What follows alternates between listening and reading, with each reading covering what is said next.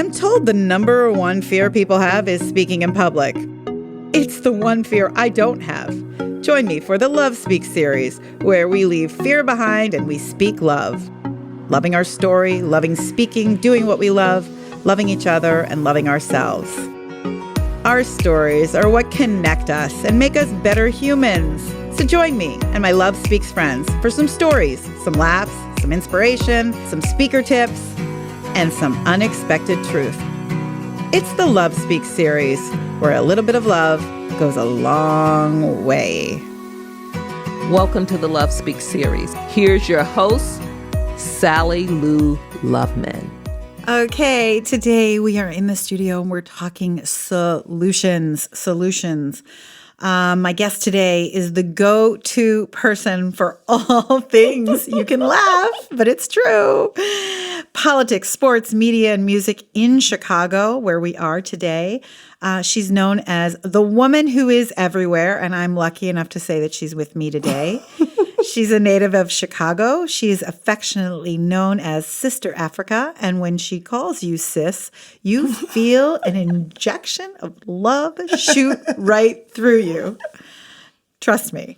Our city is hurting right now, along with so many cities across the country. But as I said just a second ago before we were live here on the podcast, my money's on Africa because we need some solutions. I know it can't be one person. I get that, but I called you here today and you've accepted my invitation. I'm so grateful to see what we can all do to get to solutions. So please welcome my friend, CEO of Africa Enterprises, a PR consultant for the National Rainbow Coalition, and a dedicated activist for women's rights, social justice, and ending violence. Thank you, Africa, for being here. How are you today? My God. Thank you for having me. What an introduction. I'm like, who's she talking about? I'm talking about you. You. This is so sweet. Thank you for having me. I'm so grateful that you're here today for so many reasons, which we'll get to. But I just want to say, how is love speaking to you today, in this moment? Oh, wow. I love that. Love is speaking to me in this moment in a way. First of all, my sister brought me, I love her so much, Kimberly Haynes of Chemistry, Jewelry. And brought me a beautiful red heart that I will post. Beautiful. It's absolutely beautiful and so kind. I'm like, how did you know? I know. A little so birdie sweet. told her. She's so sweet. Just So her cute. thoughtfulness. Yeah. I'm really thankful. I believe in energy. Yes. And so knowing that I was coming here with a lot of things that I've been dealt with as of late, I needed to be around someone like her. Oh, nice. And she brings a lot of positive energy. So that was so peaceful. So love is speaking in that way. And then this morning, we have so many things going on, in our families, work, and just trying to get back to a new normal. Yeah. My mom was like, I've been praying with everybody. I haven't prayed with you. Oh. And I was like, wow. So mother prayed with me this morning. So love spoke to me in those two ways today. And I'm just so humbled and thankful and grateful. That's lovely. And thank you for asking. That's lovely. Well, I invited you to be a part of this conversation. Sherry Champion, our friend, I love her. Had she and her twin Sherry and Shelly. Sherry's twin Shelly, yes. The McAdoo twins sat in this studio a few months ago where we started on my second season of the podcast. Wow. And it was called, the episode was our first episode, speaking of race. And they said, you have to talk to Africa. And I was like, oh my God, that's such a great idea. And so I invited you, but since that invitation, we had something scheduled and you lost a family member to gun violence 2 weeks ago. Correct. And now you're here. It has not been a long time. I'm really grateful that you were able to even just, get in the car and come, because I understand that's an emotional, horrible time of loss and a senseless loss. Yeah. Can you tell us about that? I mean, our city is hurting. Our city has been hurting. We're hurting right now. And I know you're hurting. I can see that. Absolutely. And again, thank you for having me. I think just being here and the work that you're gifted to do, how the spirit and love speaks through you to do what you do. I'm just so thankful, that you have the platform so you can have the conversations, the chats around solutions. Yeah. One of my hashtags is "We Are Our Own Solution." I just believe that conversations like this turn into action, turn into power. Yes. And I think we have to be about that. Yes. So my sister's husband's brother was murdered 2 weeks ago yesterday over on 93rd and Halsted. There's a convenience store there that he frequented a lot. He was actually making a purchase, and some guys came in and shot up the store. He was not the intended target.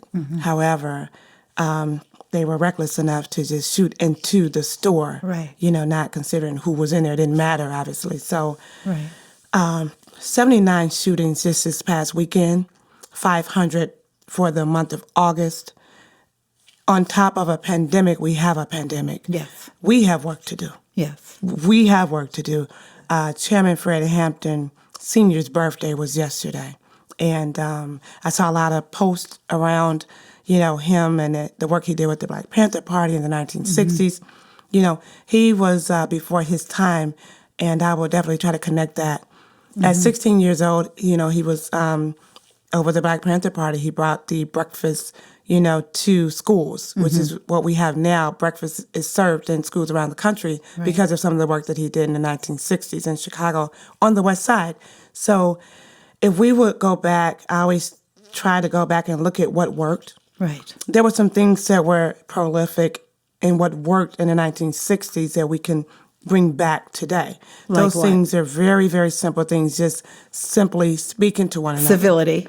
That's all I'm saying. Yeah. A lot of times I feel that when I'm walking down the street, whether I'm coming in of a Target, going out of a business, wherever I'm going, people tend to put their head down. This is before COVID. To not look at someone, to not get eye contact. And so for me, I'm just like, hey, Right. I want you to hold your head up. Like, let's speak. Right. We're human beings on this planet Earth. Your energy is so beautiful. The least we can do is just say hi. I'm not going to ask you for anything. You know what I'm Right. saying? I'm not begging. I just want to say hi. Right. This is, acknowledge one another as human beings. And I think sometimes when we just recognize one another and speak to one another, that takes a layer off. Yes. Yes. All we have to do is speak to one another. It's so simple. Civility. But I think we're at a state where we're so afraid to recognize or acknowledge someone because you don't know if that person's going to blow your head off, shoot you, take your purse, Yeah.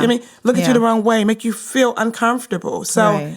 I try to be somewhat of a light, you know what I mean, when I'm out in public, when I'm around people, because I don't know what everybody's going through. Right. I don't Everyone know has a if it- story. They may be going Everyone through has a 10 times what story. I'm going through, but at least I'm Right. going to acknowledge you and just give you a smile and just say hi. Right, right. And everyone has a story. And when someone's Absolutely. not acting in character of who they normally are, if it's someone you know, that means they're in pain. And that means Yes. that you as a friend, a sister, needs to just really step up and say, how can I help you? That's I it. can see that you're in pain. I know that you're hurting. And so many people run away from that because it's too messy and they don't want to try. Right. And it's just like, I don't have time for that. I got my own mess. Right. So I get that. But also we also now live in our phones, and so our heads are down. Yes. And so maybe a solution is simply to just, when you're out and about, just to be off your phone for a moment. To be present. To be present. To be present. Yeah. To be present. But And I love what you said about asking those questions. How are you doing? What can I help you with? You know what I mean? Yeah, And yeah. those are some questions that I tend to ask, even if I may not have it myself. We all know someone that knows someone that knows someone. So we have resources. See, that's the thing. You're a fixer. Like, I know that about you. Like, I know that.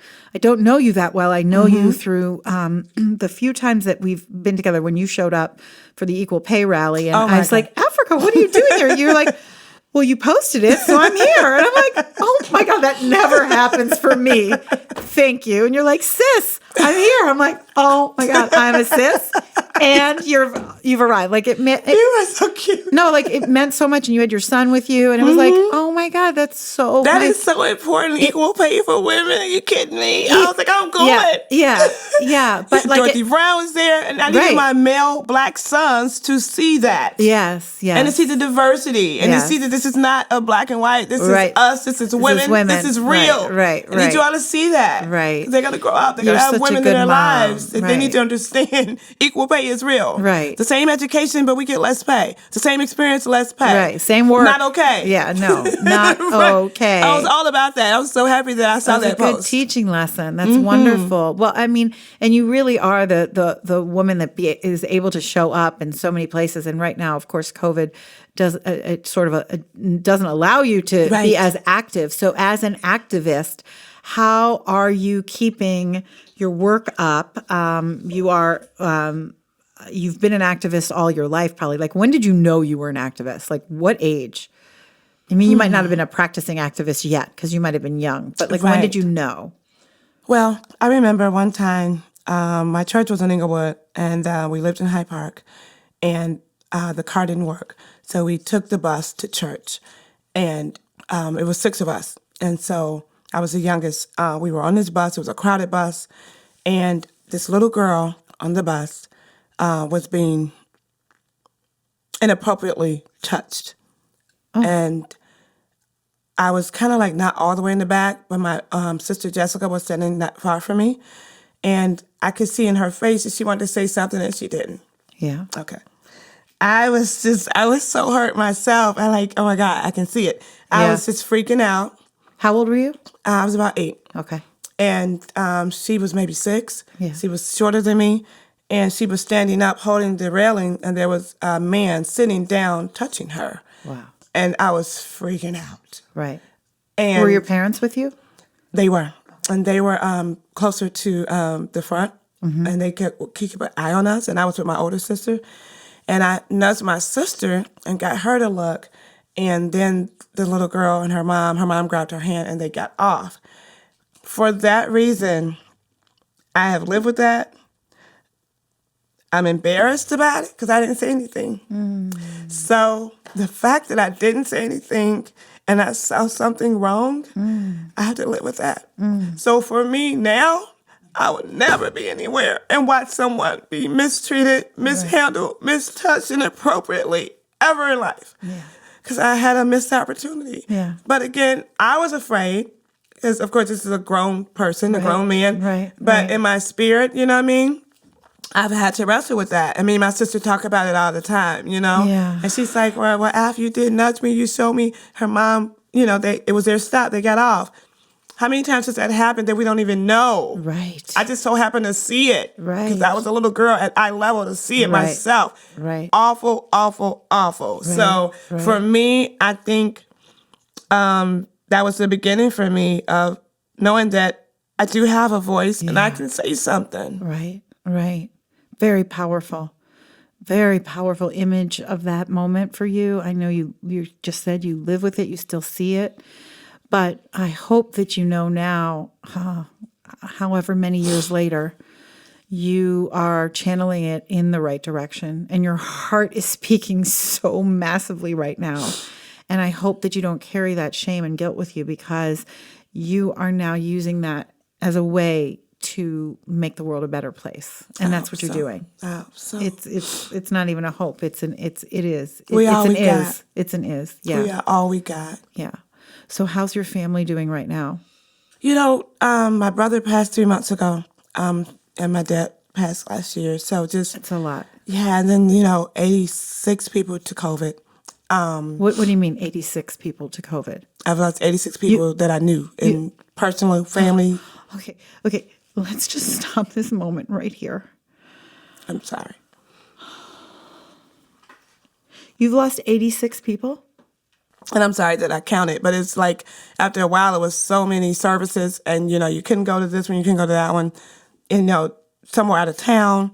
I can't do so much because I can't leave out and then come back because I'm with my mom. She's 86 years old. It's all the variables. So after a point, I wasn't trying to count. It was just, people were dropping obituaries off and people were calling, well, can you help with this? We need this person. We need a resolution. Can you help with that? So after a while, I'm like, okay, I got this, I got that. It was so many. And this is all people within your community, within your... Absolutely. People I've worked with, people I grew up with, I went to school with, cousins. Absolutely. And Spencer Leek is a dear friend of mine. So we talk all the time, and his family has bear the burden of taking on these funerals more than ever now. Sometimes he'll call, he's like, I just had to come to the car to get some air. I hope I'm not saying too much. I love the Leek family, and I just pray for them and lift them up more than ever now, because life is so different for them, because they're fighting for their life within the work that they do. So they have to be protected and wear masks all day long. All day long. And the funeral business is open even more now on Sundays. Yeah. You know, because of what's happening. So I'm sorry, but that's why I had to have a number to it, because I've been... Well, the number's powerful. It just stopped me in my tracks. Horrible. It's literally like the visual of that number, and I know two people. I know two people that have died of COVID. And you know 86. I'm white, you're black. There's nothing more I can say. That was powerful. That was powerful. But my friend Dwayne always reminds me that because you have such a network, so to say, whether it's someone getting married or someone passing, you're going to know more people that got married last month than the average person, because you know so many people. That's not true. I mean, okay, wait. So I was trying to give myself some peace. Okay, sorry. That is true. The more people you know, the more you just know about weddings or funerals or birthday parties. But the bottom line is that this is a racial, I mean, we all know, know the statistics that COVID is affecting the black community way more than the white community. You're fanning your face right now with her beautiful, studded, bejeweled mask. Glam shield. Not glam shield. Her glam shield. It's so beautiful. And Jeremy, are we okay with the noise? I'm sorry. No, I'm just totally kidding. Yeah, but can we get it cooler in here? That's the only question I ask, because Afrika is literally fanning herself with and it's becoming it's a sound. No, I'm teasing with you, but are you warm?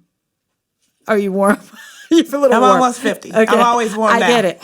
It gets worse. It gets better. I'm 58. I'm done. Okay, great. But the heat, it's like being swallowed by a dragon. I get it. Plus, you're really emotional, and you should be, because you've lost 86 people to COVID.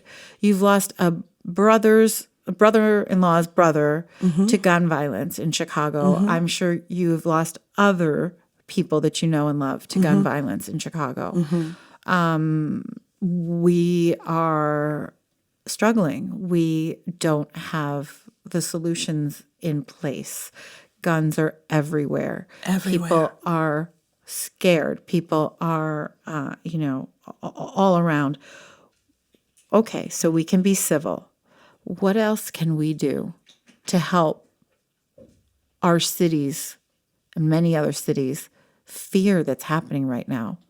I think I did a Zoom call yesterday. A brother named Celine 500 invited me to be a part of this panel that we all did, from our comfortable office spaces or homes. And Congressman Danny Davis was on there, Dr. Duke, Frankie Robinson from WGCI. Yeah. We all came together to talk about that. And the consensus was making sure that you're counted, Right. And that's been like a very corny way to say it, but it's real. The census is so important, yes. Especially now because our numbers are imbalanced because of COVID. And, before COVID, we still had your other illnesses and cancers and other things and causes of death. So census is so important. We had some people call in that are enumerators who go out and go door to door to make sure that if you know someone that lives in this house, can you just give us a number of people you see coming in and out? I think that we may miss the mark when we don't do it. And I understand, because I've talked to people all the time. Whether you've been incarcerated or not, you have a felony, people don't want their name, listed. People don't want to be identified. Right. What we don't understand in that whole piece is that the roads, you drive down the same road all the time. You're like, man, I'm going to have to go back and get new tires. That has to do with the census. The schools, how much money goes into the TIF funds for the schools, that has to do with being counted. How the people that benefit from the SNAP benefits, the food stamps, that has to do with the census. All these things matter. So that's important. And I think we have to have real conversations around that. Right. We don't know that that's connected to that, connected to that, connected to how I eat, my bus card to get to work. All these things matter. And if we're not taking the census serious, we have until September 30th. Right. We had better. Yeah. Okay. So civility, census. Your mom, June, you said was the best example for what is right. Correct. And what has she taught you about making things right in this moment? Besides prayer. I love that question. I'm glad you got to pray together. Wow. My mom is the best example to me. When I think of her, I think of Proverbs 31. Who can find a woman, so righteous? My mom met my dad in kindergarten. Oh, my God. That's so cute. He is the Your only man that stories. she has, been with that loved. Oh, Your love, your word, love speaks. Love. Love spoke to her in kindergarten. My dad went to the Army, came back home, worked with Dr. King, and he's came a in- retired pastor? Correct. Your dad? An educator, like your Correct, mom? professor. And he was telling us a story years ago of how he got a telegram. Now we get emails. Right. He got Right. a telegram from Dr. King saying he wanted him to come and do some work for him. So I was just like, wow. Okay. Wow. And that story that they have growing up in Kansas City by way of Arkansas, coming to Chicago, living in Inglewood, moving to Hyde Park, just I'm following what they provided for my siblings and I. Yeah. And I'm just so thankful. I've met people all over the world because of my parents and what they instilled in us. Right. And they just taught us just being kind. Right. And it wasn't like they said, come sit down, be nice. Right, No, right. we saw the example in them and how people from Inglewood in our community, our church community, were homeless, or people would maybe snub their nose at them because they may not have smelled like Calvin Klein. Okay? Right. They didn't smell the part. They Right. didn't look the part. Right. They didn't have it all together. But these were people that my dad fed in the food program every Wednesday at our church. Yeah. And he saw value in them enough to ask them, what's going on? Right. Where'd you grow How up are at? you? How you doing? Yeah. So now I know the term would be homeless. I know every homeless person in my community by name, and they know me. Right, And that's right, important to me. Right. I need to know them. They have a They story. matter. They matter. They are counted. What? If I'm at Chant eating, if I'm having a meeting at Jack Grill, they know they can walk up to me and I'm never going to look at them crazy. Right. Right. They already know to talk to the server because I've got them. Right. I've got them. If you're hungry, I'm going to feed you. Right. If I have it. And I pray that most of the time I do. However, I just think my parents taught us some valuable things about life, about love, about treating people right, about education, about the importance of education, about travel. My parents didn't travel a lot, but they made sure we did. Right. They didn't do vacations a lot. They went back and forth to see their families, Right. but they taught us valuable lessons about family. Are your both parents still alive? Is your My dad alive? passed last Oh, you year. said he passed last year. You just said that. Okay, so but your mom is 89. Is that what you said? 86. 86. And they Oh were my God. married over 50 years. 50 so years, met in kindergarten. It's just amazing. So you were born into a family that supported love, supported kindness. You weren't taught to be nice. You were showed how to be nice. Absolutely. And that's what you do. And my platform is everyone has a story. Our stories are superpower. And some of our stories are Love it. beautiful and lovely, and some of them are really painful and difficult. And that's where the growth is, and that's where the beauty can come out of because that's where we learn, right? That's right. And so for you to recognize that people who don't have a home, who are not really being counted as a society, in the society as a person, who are less than, matter. And how beautiful that is. My daughter just called me yesterday, and there's a man who basically lives on her block in New York City. His name's Janelle. Oh. And she said, Mom, I'm not doing enough. I've met Janelle. I know Janelle. He's the sweetest, most beautiful man. I know he's previously homeless, and he may have found housing at this point, but the other day she said, well, I'm just going to take him a little care package. And she did. And she goes, I just feel like I'm doing Papa's work, who is my father. Oh. So my father was a physician who, was always at the homeless clinic that was part of what he did, and started a men's homeless soccer team, and did all this loving kindness. And that's just who he was. And I said, you just keep doing Papa's work, Carly. Please, doing Papa's work. And you're doing your dad's work. And that's a beautiful legacy. How do you teach that to your sons? Interesting. I try to teach that, again, just by being the example. But I do more talking with them. Yeah. Because they're young Black men in America. Right. And we have conversations around what is. And so sometimes they're telling me, like, Mom, when we go certain places, this is how we get looked at. Yeah.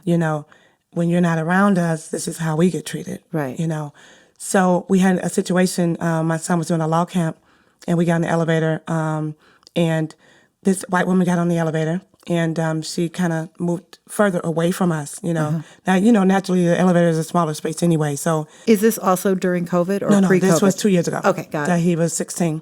And we got on our elevator on our side, she got on the side, and I just noticed that she kind of grabbed her purse, closer. Yes. Now, in my mind, I'm thinking, maybe she's just thinking it's cool on here, she has to get off.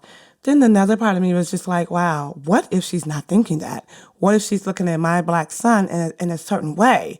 And my son had on his headphones, he was not thinking, he's got a skateboard, he wasn't even paying attention. Right. So the fact that he was oblivious made me have to say something. Did you say something? I did. What did you say? And what did you say? Well, we got off at the same floor. So Yes. in my mind, I'm like, God, if she gets off with me, you're giving me the right to say something. Yes. If she gets off at another floor, I don't have a right to say anything because it's too quick. So Right. we got off together. And so I was like, excuse me.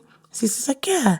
And I said, I couldn't help but notice you kind of clenched your purse a little bit, I don't know why. And I'm not suggesting it was us, but it made me feel some type of way. And I'm trying to use my voice better and be an example. And I'm going to teach my son something here. Right. And I said, he was totally not even paying attention. He didn't say anything to me. This is all me. And she's just like, I was robbed once and it was a Black boy. And she just went in. Oh, wow. And I was like, oh my God. Wow. Oh my God. So the second Wow. feeling I had was what it was. Was right. And I was just like, oh my God. I said, if you notice, when you got in the elevator, he's the one that grabbed his skateboard and stood to make sure his body held the door open for you. Yeah. That's who that one is. Yeah. And I understand, you know what I mean? Because I've been hurt by people too. Unfortunately, he wouldn't hurt you. Right. He's not going to hurt you. You know what I'm saying? Right. And so she was like, I'm embarrassed. I was Okay. like, don't be.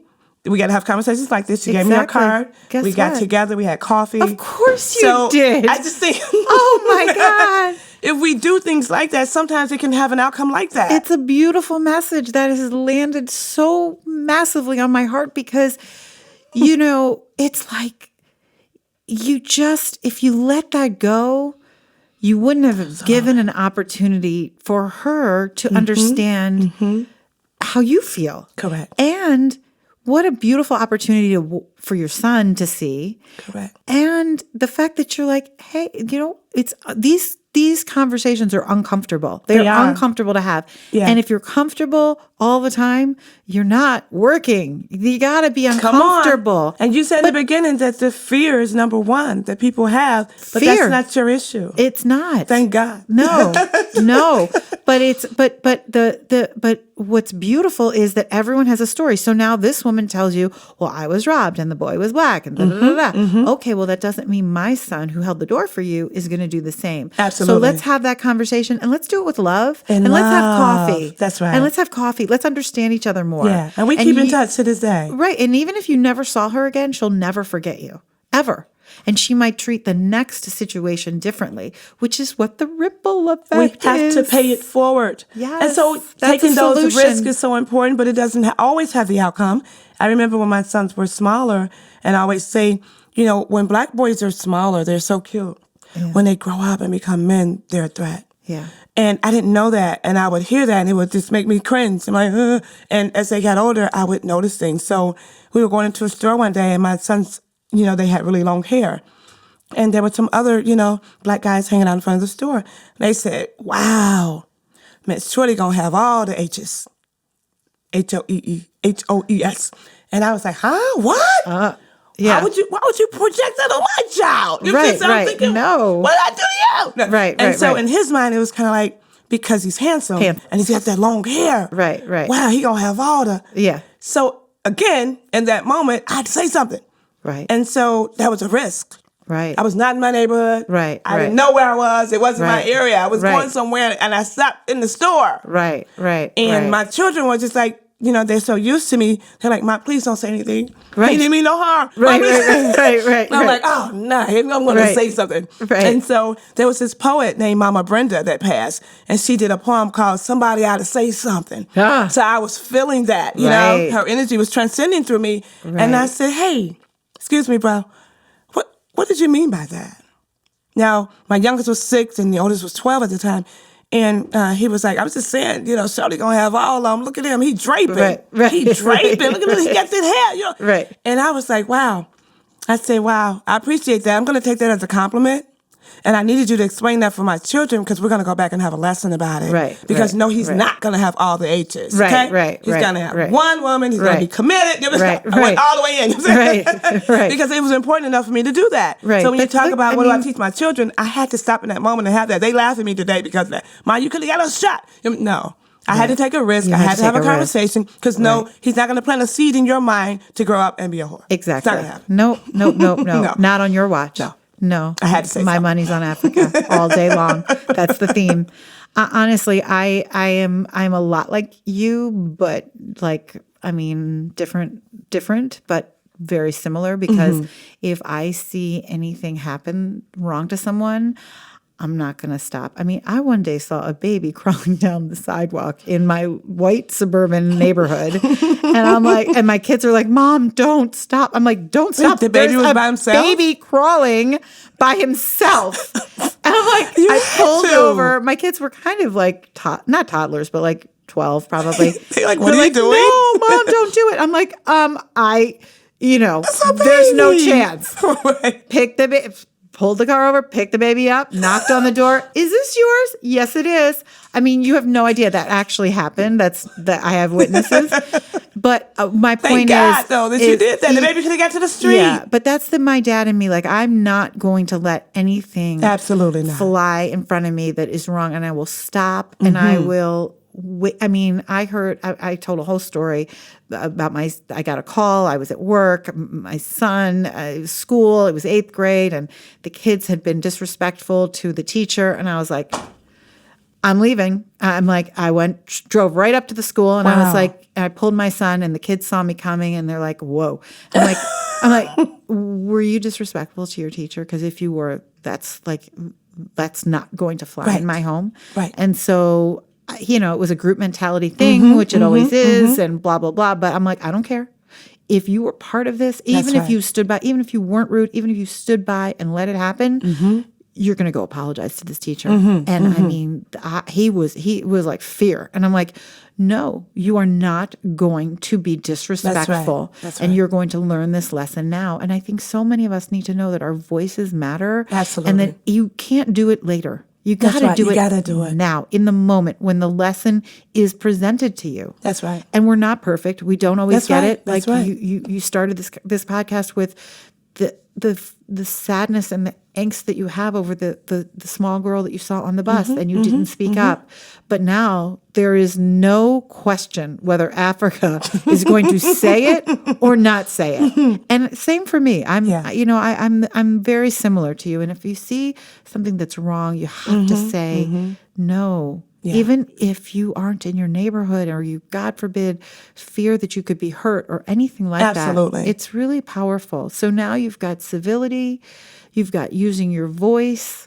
Oh my God, what was the second thing? Second thing was massive. I can't think right now. My brain just turned off your second solution. I know it. I can't find it right The now in the census? brain. The census. Thank you. The census. Be counted. Be counted. counted. Civility. So important. Census. And use your voice. And accountability. Yeah. We don't always get it right, like Yeah. you said.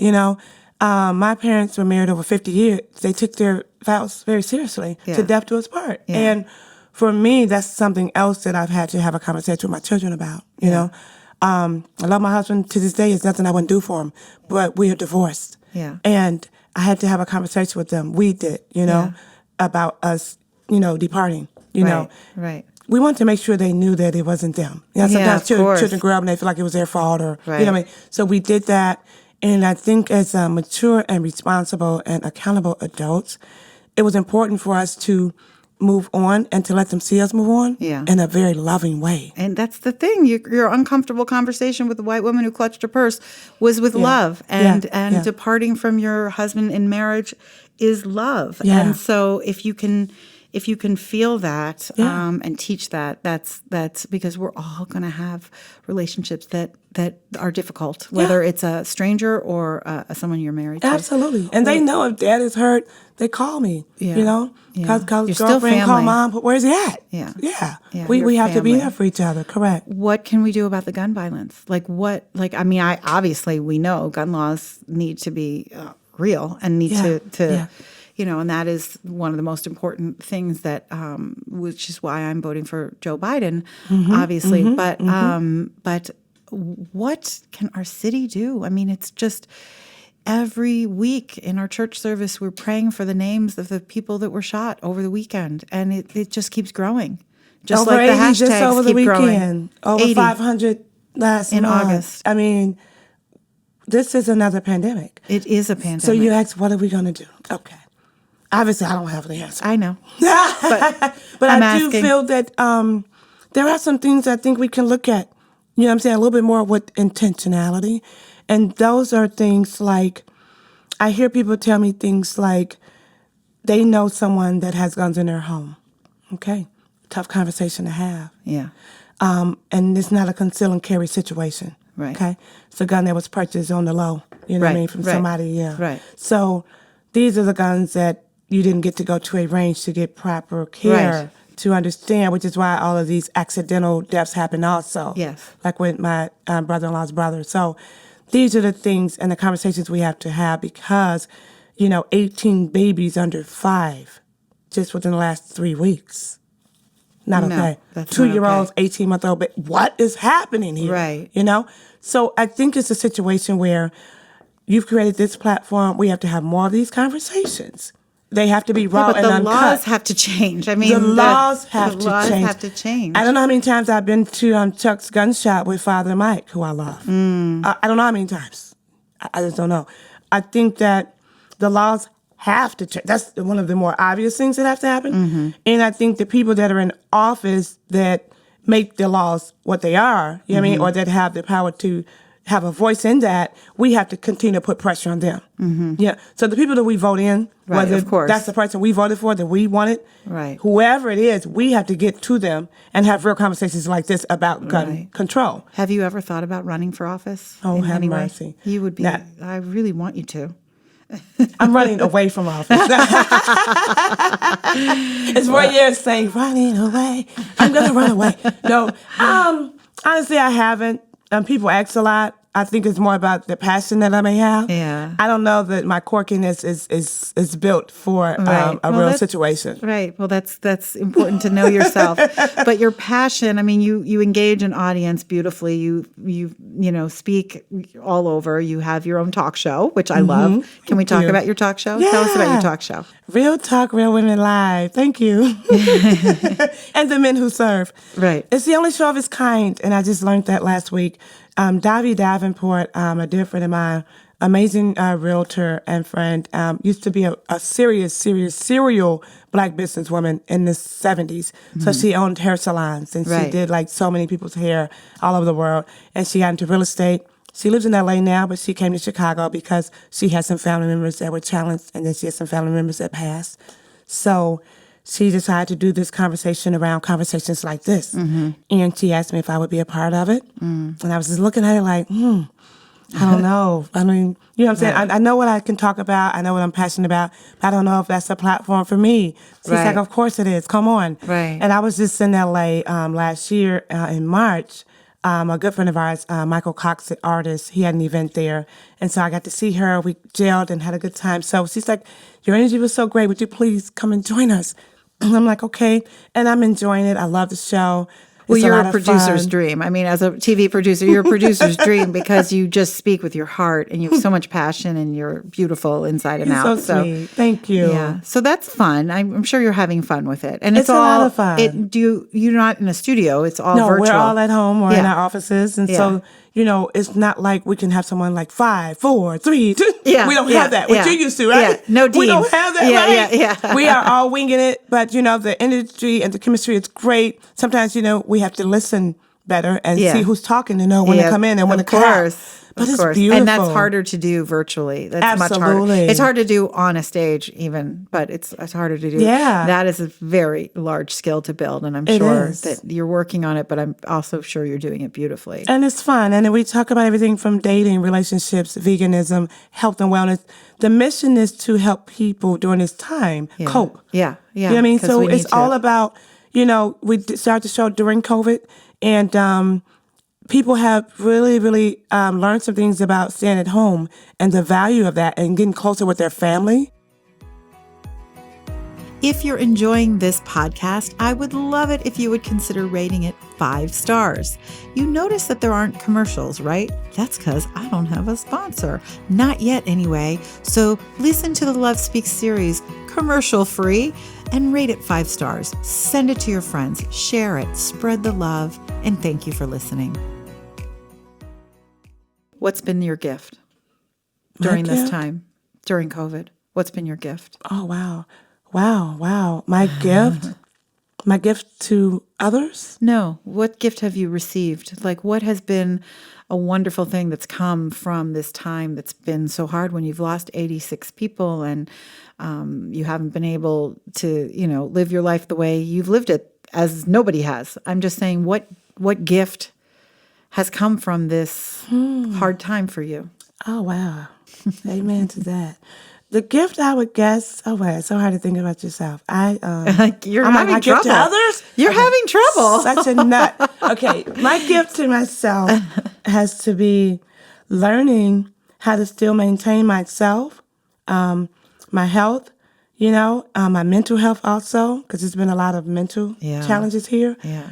And then work, because my work in PR has been built around creating what people want. Right. In terms of what they need for themselves in terms of marketing and getting them to a plateau to see themselves better, be it an author who wrote a book or someone who's an Musician, entertainer. right. So, and a lot of venues that I would normally be at right now are closed. Right. So I had to kind of dig inside of myself and recreate something to create something for my work. So you got to know yourself a little better. I did. And I did was still too. able to maintain it. I'm really, really thankful because I was very nervous about that. But I'm thankful, and thank you for asking that. Oh, that's so interesting that you had trouble understanding the gift that you receive, not the gift that you give, because you're such a giver. That's so interesting in and of I'm itself. such a nut. And you're quirky. But the truth is that, we've all had this moment of pause. Yeah. And the pause has allowed us to dig deeper, to understand, who we are, what our value is, how we can make changes. Yes. That once we do get back into the world and have it be more normal, air quotes again, how we can make it better and right. And for me, like, I had just launched my book and I was doing all this press and I had all this, events and book tour and I was so excited. But I remember saying to my husband in February, I'm like, I'm a little tired and it hasn't even really started. Yeah. And so the gift for me was, I had COVID. I had it really bad. I had a really hard case. And You did? I had COVID. 3 of my family members had it, but I survived. I was very, Amen. thank you. I was very, very sick. Have mercy. And I'm just beginning. I was diagnosed in early April. I got really sick on March 31st. Diagnosed April 5th, even though I already knew I had it, was isolated and really didn't start feeling better until late July. So I had pleurisy. I've had all kinds of, I have inflammation problems to begin with. I have an autoimmune disease. Anyway, the point is that I God. Have was mercy. with my family because we got our kids out of New York City. We were staying at my sister's house in New Jersey. And we got to have when do you have your adult children with you? Never. Like that, right? So that's the gift for me. And the gift for me also is that I have to realize that the venues where I go are not open and no one's going to be looking for someone a speaker to speak to people. We can't do that. So I've learned how to do it virtually, and I'm launching curriculum on that. And I'm proud of myself for being brave enough to do it, as you just said you are. So congratulations. Thank you. Congratulations to you. That's Thank amazing. You. Sally Lou. Sally Lou. I love it. Just call me sis. Sis. Just call me sis and make me feel good. You said something. I noticed that Target didn't have any games a few times we went. Really? And that spoke to me because I feel like people are spending more time together playing checkers and chess and Monopoly. They were out. Yeah. And I thought that was a good thing. That's a beautiful thing. Yeah. That is a beautiful thing. We played a lot of games and we had a lot of fun. In I can see that because you're with your grown children, so you're going to be playing games. Right. What do you have a daily prayer? I do. Before I even get out of bed, I just thank God that I got up that morning. You know what I mean? And I'm just in a space of thankfulness, and I ask God for forgiveness if I wronged anyone the day before. If it was not calling somebody back as I promised, or if it was, just not responding in the way that someone may have thought I could have. Please forgive me. You know what I mean? So I ask for forgiveness. And interesting, I want to give you something, and this is a wristband. It's speaking to me right now because of something you just said about your family. Also, during this time, not even 3 weeks ago, a really, really, really dear friend of mine lost his son to suicide. And during the pandemic, you have the pandemic, you have violence. His son was 21 years old. And he is a wonderful, wonderful, wonderful person. He's a dear friend of mine. He has a business where he's a life coach, transformation coach. He's in the schools. He's motivating people. And his son committed suicide. And his company is I Am My Life Coach. And he does some wonderful, wonderful, wonderful things for a lot of people. And it was difficult for me because of our relationship and how close we are. We talk on the phone every day, all day. I was at a place where I did not have the words. And he would oftentimes call and talk to my mom, who's much better, And we got through the service and everything, and it was beautiful. And, that's just something. I lost a son, too. And to me, it's just like, death is still death. Sadly, if it was a murder, if it was their own taken, if it was an illness, death is still death. My son would be 21 in December. So my heart goes out to him. I did not know you had a son that you lost, and I'm sorry for your friend. Yeah. When did you lose your son? 2011. Oh. Wow. So it's like for survivors, it's like a day doesn't go by where you don't think about people that you've lost, period. So I don't think I'm unique in that way. We've all lost someone, you know what I mean? Well, you've now been added to my prayer list for another reason, because I was already praying for your family when you told me that you had lost your brother-in-law's brother. Thank you. But in my prayer, I have a daily prayer. I say, thank you, God, for all of it, especially this part of it, which was given to me by my minister, which really just says, a thank you. It's gratitude, even if it's tough, even if the worst part of it, especially this part of it means, wow, it's something good, or it's really bad and it's still good. Yeah. And I have a very specific way that I pray, but part of a section of my prayer is always dedicated to parents who've lost children, and my list is long. It's very, very long. Some to suicide, some to illness, some to accidents. And what's your son's name? What was Jahari? Jahari. Okay, so we're going to add that. Thank you. So yeah, thank you. You are a mother all the way, of friends, of family, of people, of ideas. You can see that in your work. You're crying, of course. It's okay. It's an emotional time. Our stories are hard. Our stories are really, really hard, and nobody understands. Like, I'm sitting here, I had no idea you lost your son. Had no idea. Didn't know that. But I still feel like, for me, I come from a big family. I have I had a lot of support. Yeah. There's some moms who don't have support like that. Yeah. I remember my baby was in a situation where he caught an infection from another baby. And me and my husband were there together. My siblings would rotate schedules, making sure we had food to eat because we basically lived at the hospital. There were single moms, like no dad would show up. Right. I still think about situations like that, and I just, like you, pray for them. Yeah. Like, where are they now? You know what I'm saying? Yeah. How are they making it? How are they getting through? Because you never forget the loss of a child. Never. I'm so sorry. This is a hard day. It's a very hard day. How do you who inspires you to keep leading the way you lead? Who's your person besides your parents, obviously? Who inspires you? Who do you look to say, okay, I can do this? There was a very, very short but fierce and fiery woman who my father brought to civil rights. She passed about 5 years ago. She was a pastor and an organizer. She was known as the Little Warrior. Reverend Willie Taplin Barrow. She's one of the founders of the Rainbow Push Coalition. She was my godmother. And I remember coming home from college and visiting with her. And she would be sitting in her home with a purple 4-piece leather suit on. Okay? 4-piece. Wait, I'm sorry. What's the 4th piece? Okay.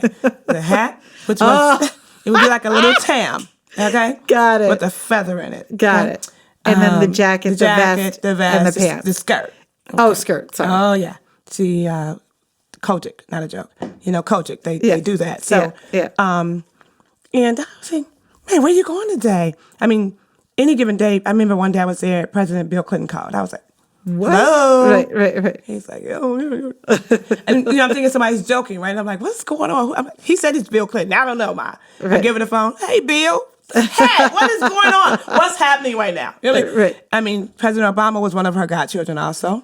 And where are you going today in this suit? You look lovely. So, I'm not going nowhere today. No doctor's appointments for me, child. I do this for me. Exactly. I do this for me. Right. So for me, to this day, I own jeans. I own jogging suits, You always look so incredible. I'm only wearing a jogging suit if I'm going to the airport. Right. Because she taught me that you should always look like a woman. Yeah. And you should embrace womanhood. Yeah. When you see another woman that looks nice, you should tell her that. Oh, amen. Amen. I do it all the time. Oh, my Stop goodness. people on the street. You look gorgeous. Come on now. Great outfit. Love your hair. Love your hair. Where'd you get your hat? Are you kidding me? I meet people at the airport. I miss the airport, by the way. I know. And I'm going to buy a hat from this woman eventually. But she stopped me and said, I love your glasses. And I said, oh, thank you. We were getting a coffee, whatever. And then we start talking. And next thing you know, she's a hat designer. And I'm like, I am buying a hat from you. You just have conversations. Come on. See people. The more we do that, the more we see what we have in common, how we can support each other. We are more alike than we are unalike. That's right. Exactly. And that's the key. Absolutely. That is the key. So Reverend Barrow is one, and then Ida B. Wells. Yeah. And I was so proud when the city of Chicago decided to get the name for Ida B. Wells. Yeah. When I'm driving downtown and I see that, I just sit up a little bit straighter. Sit up. And of course, my mom, is one of the oldest founding members of the Alfreda Wells Duster Club, which was named for Ida B. Wells. Yeah. And that's one of the oldest Black women civic organizations to date. So, wow. I mean, this fact that she used her voice in the 1950s to speak up against lynching, right? That means that the fact that she did that, knowing that she could have been lynched, right? Okay? I mean, her husband would sometimes be like, okay, now look now. What you doing with that pen today? The fact that she wrote what she wrote about what was happening to Black people. Right. What? That's in your blood. I resonate with her. Ida B. Wells, Reverend Barrow. Yeah. You know what I mean? These are women that I just love. Of course, my sisters. I'm the youngest. So Julie, Jessica, Georgia, all of my sisters, all of our names used to start with a J, so I changed mine. I love that. You changed. How old were you when you changed your name? I was Africa with a K. 19. Oh, It was when I went away to college. right, right. What was your name? Jerry Ann. Jerry Ann. Okay. My parents gave us all J names. Do you not have brothers? I do, John and Joe. Okay, got it. Wow, 7 siblings, is that right? 6. 6, sorry, got it. You're And the so my seventh. siblings, they all inspire me. And, interestingly enough, I think my parents did such a thing because they taught all of us. And so all of my siblings all work in some form of social service. My older sister is a pastor. Wow. My other sister works in education at a seminary. My other sister works in development at a high school. My brother works for the city. So we all are providing services. You know what I mean? Right. And it dawned on me one day, we had a family meeting. We were just talking about our gifts and how we can give more, you know what I mean?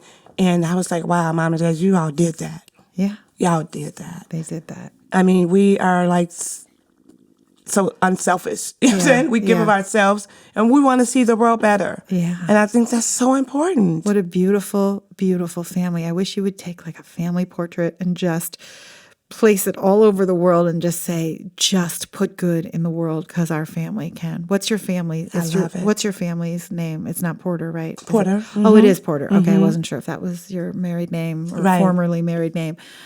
So the Porter family did it right. And I relate to the Porter family a lot. I don't have a big family I mean, I do now with all my nieces and all of that, and nephews, but I have 2 sisters, so it was just the 3 of us. But Nice.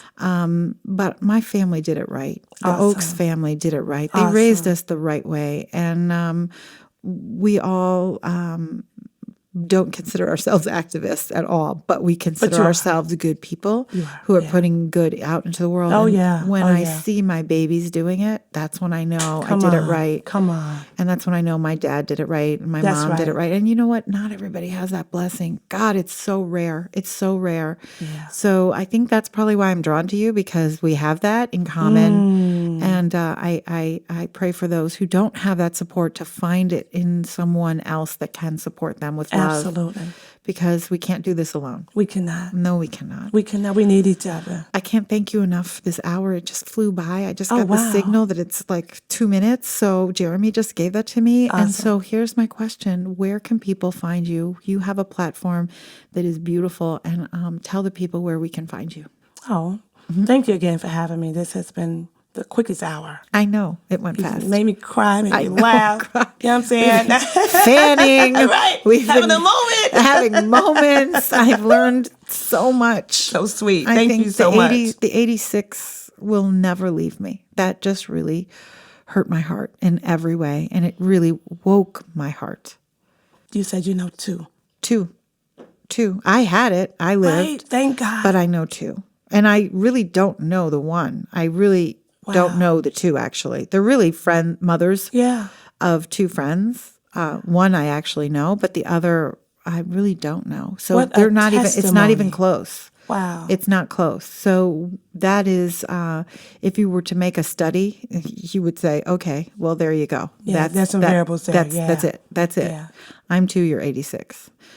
Where can we find you? Oh, I'm sorry. Yeah. So it's Afrika with a K, so that's Afrika, and everything is pretty much Afrika Porter or at Sista Afrika, and that's Sista Sista, and then Afrika Afrika. Wonderful. And thank you for allowing me to be here again. Listen, I thank you for accepting my invitation. I know it wasn't easy. Thank Kimmy for bringing you. Love her. Thank you for your patience. Thank you That for my was jewelry. Patience so beautiful. is an understatement. It was love. It was really love. And you know what? When we were supposed to have our recording, it wasn't the right day for whatever reason. You needed family. You needed to be where you were. And so I'm grateful, even though you need family still, that you took time today to be here. And let's keep spreading the love and find solutions. And don't think of it as the biggest thing in the world that you have to do. Just think of the solutions that you personally can do yourself to make things a better place for others. Because that's the bottom line, right? awesome. I'm not talking to you. I'm talking to you, the No, listener. no. I receive it. I receive it. I receive it. And I You're just want already to doing send it. some love out to Lauren and my new grandson Kai. just want to send love their way, you know. You have a grandson. That's beautiful. Who's Lauren? Lauren is the mom of my grandson Okay. and my son Jalil. Okay. So they have this beautiful, beautiful, beautiful 2-year-old. And Beautiful. I'm just like, What does he call you? Well, right now he's saying grandma. Yeah. And I was nervous at first, but I'm okay with that. Yeah. Because I'm a grandma. You know what? You are a grandma. Accept it. Love it. And go with it. Right. Beautiful. I don't mind. I'm just thankful. And I just want him to grow up in a world, you know, where he can be himself, you know, because like my son, they start out as little cute little black boys. Yeah. And the older And they then got, the more challenging, you know, so. The privilege of a lifetime is being who you are, is Joseph Campbell's quote that I love so much. Oh, yeah. And if everyone gets to be who they are, that's a beautiful thing. Absolutely. Hopefully that they're being good people. But Yeah. to be who you are, that's your birthright. And Absolutely. so everyone deserves that, to be who we are. Amen. So thank you. Thanks, Thank Afrika you. Porter. Love Thank you so much, Sally. Love you back. Okay, thank you. Thank you. I have loved speaking with you today, and I want to speak with you more. So follow me on all of my social platforms at Live Love Speaks on Instagram, Twitter, and Facebook. And if you want more stories like the stories we speak here on the Love Speaks series podcast, go to lovespeaks.com and pick up a copy of my new book, Speak. Love your story, your audience is waiting. To step up your speaking game and your human game, check out my blog while you're there. Sally Lou Loveman is a mom, speaker, author, former audience producer for The Oprah Winfrey Show, and founder of Love Speaks. Each week, Sally Lou and her crew have a conversation about how love speaks in their lives and how it can speak in yours. From kindness to composting, no topic is off limits. If you need a community to kickstart your heart, you need the Love Speaks series. Thanks for listening. Your Love Speaks.